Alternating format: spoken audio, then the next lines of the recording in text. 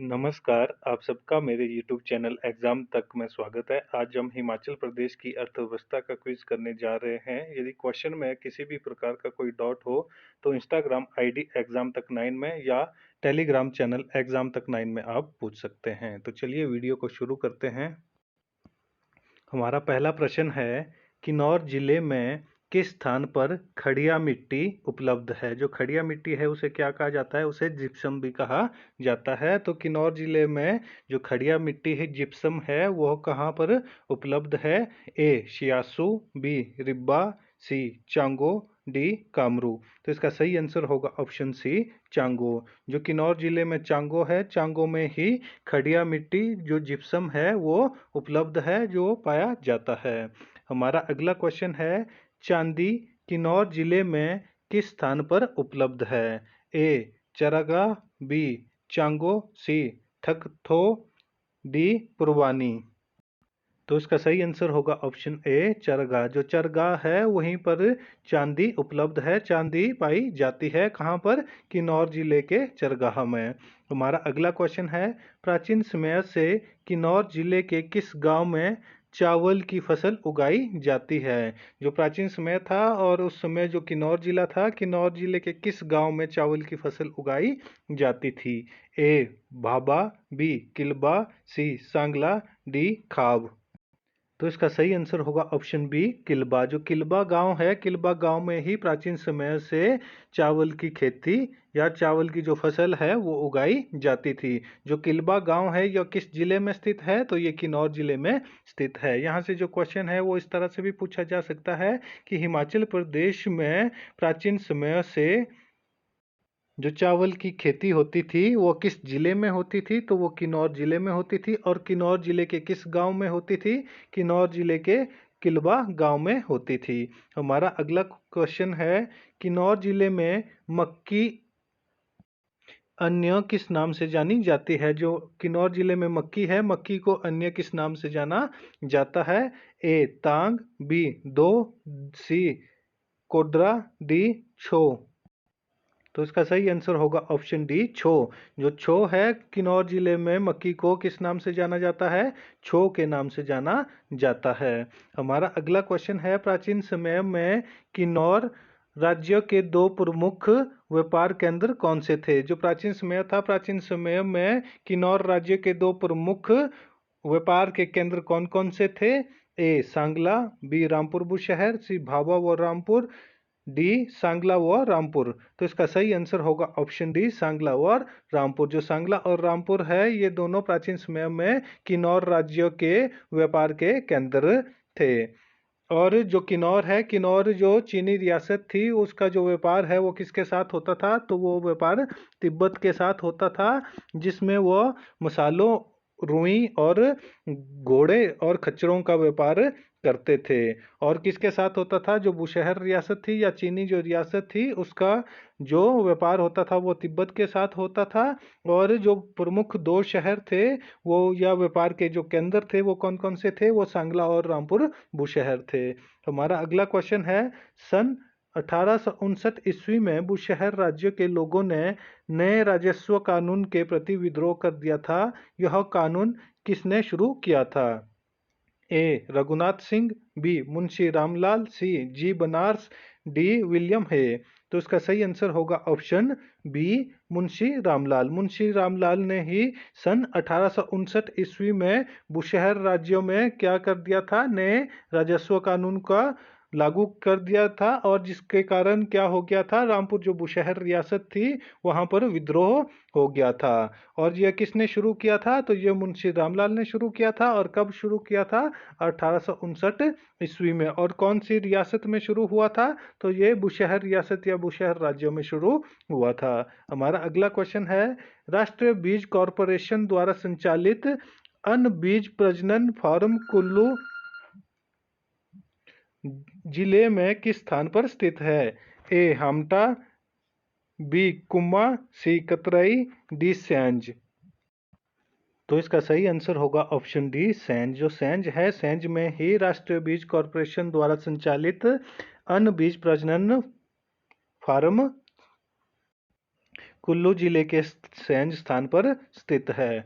हमारा अगला क्वेश्चन है, किस वर्ष आर.सी. ली ने कुल्लू घाटी में विलायती सेब की शुरुआत की थी? जो ये क्वेश्चन है ये मोस्ट इम्पोर्टेंट क्वेश्चन है। ये क्वेश्चन पूछा भी जाता है कि जो सत्यानंद स्टोक्स थे उन्होंने हिमाचल प्रदेश के किस जिले में या किस स्थान पर सेब का बगीचा लगाया था। तो उन्होंने जो सेब का बगीचा लगाया था वो कोटगढ़ में लगाया था और ये किस जिले का हिस्सा है? ये शिमला जिले का हिस्सा है। और जो यहाँ पर क्वेश्चन पूछा गया है वो पूछा गया है कि किस वर्ष आर.सी. ली ने कुल्लू घाटी में विलायती सेब की शुरुआत की थी? ए 1815 ईस्वी, बी 1840 ईस्वी, सी 1870 ईस्वी, डी 1892 ईस्वी। तो इसका सही आंसर होगा ऑप्शन सी 1870 ईस्वी। 1870 ईस्वी में ही आर.सी. ली ने कुल्लू घाटी में विलायती सेब की शुरुआत की थी। ये क्वेश्चन इस तरह से भी पूछा जा सकता है कि कुल्लू घाटी में विलायती सेब की शुरुआत किसने की थी? तो वो आर.सी. ली ने की थी। और कब की थी? 1870 ईस्वी में। हमारा अगला क्वेश्चन है, सन 1963 ईस्वी में भारत जर्मन परियोजना के अधीन कुल्लू जिले में एक भेड़ पालन केंद्र खोला गया था। यह केंद्र कहाँ पर स्थित है? ए नगवाई, बी कुल्लू, सी बजौरा, डी टापरी। तो इसका सही आंसर होगा ऑप्शन ए नगवाई। जो ये क्वेश्चन है ये भी इंपॉर्टेंट क्वेश्चन है, ये भी पहले पूछा जा चुका है कि कुल्लू जिले में भेड़ प्रजनन केंद्र या भेड़ पालन केंद्र कहाँ पर स्थित है? तो वो कुल्लू के नगवाई में स्थित है। और ये कब खोला गया? तो ये 1963 ईस्वी में खोला गया। और किस किस के द्वारा खोला गया? भारत और जर्मनी परियोजना के द्वारा इसको खोला गया था। हमारा अगला क्वेश्चन है, तांबा धातु कुल्लू जिले में निम्नलिखित में से किस स्थान पर नहीं पाई जाती है?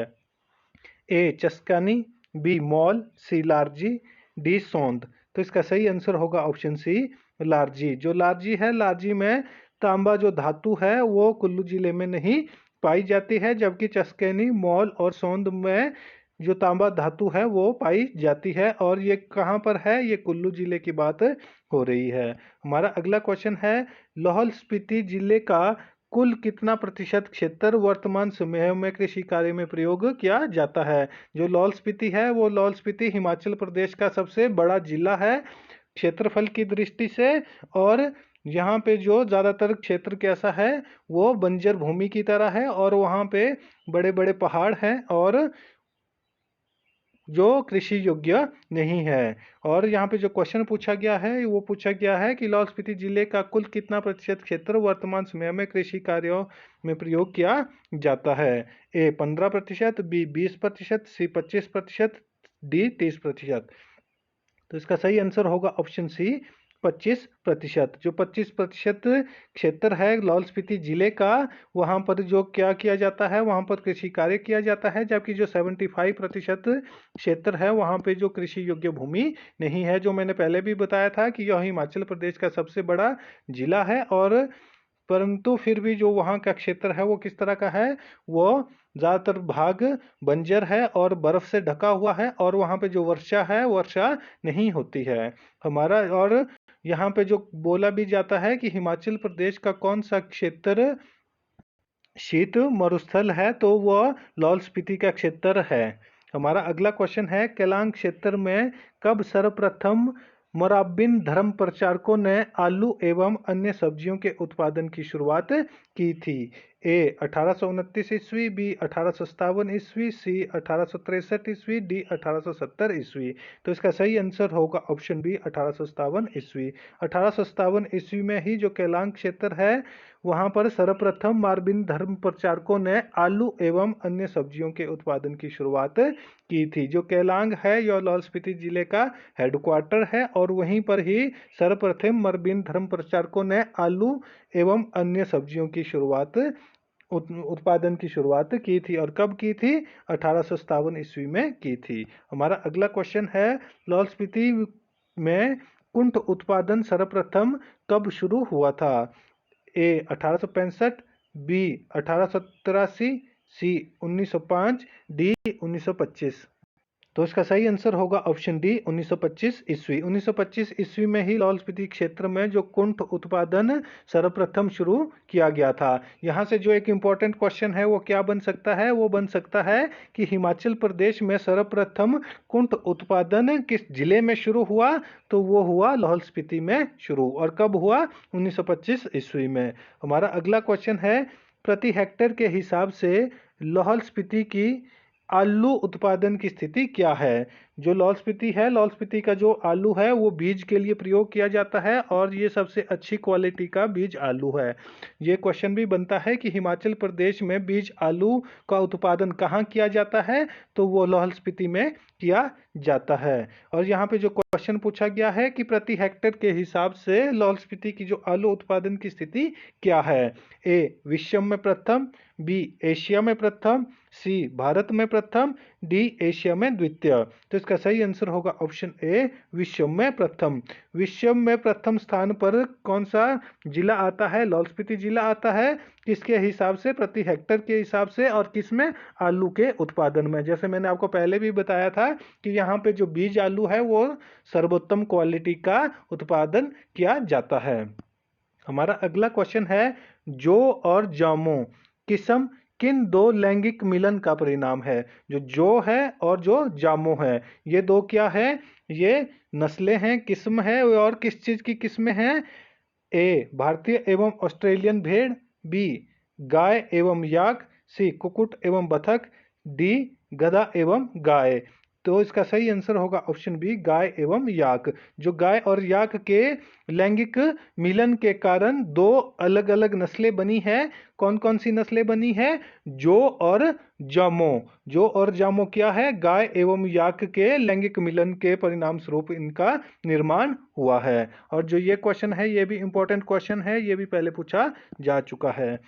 तो आज का क्विज हमारा यहीं पे समाप्त होता है। वीडियो अच्छी लगी हो तो वीडियो को लाइक, कमेंट व शेयर करें और हमारे यूट्यूब चैनल एग्जाम तक को सब्सक्राइब करना ना भूलें। धन्यवाद।